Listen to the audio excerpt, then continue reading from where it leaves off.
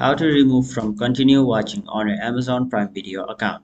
Hey everyone, welcome back to another tutorial video. In today's video, I'll show you how you can remove from continue watching on your Amazon Prime Video.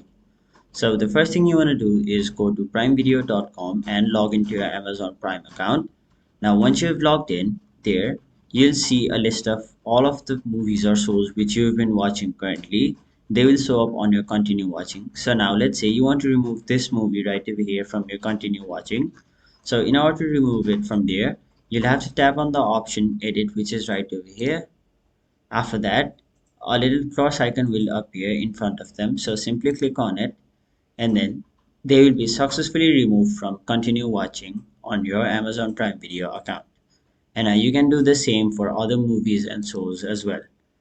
So that is basically how you remove from continue watching on Amazon Prime Video. That is it for this video. Hope this video was helpful to you guys, and if it was, make sure you like this video and subscribe to our channel so that you don't miss out on further videos such as these.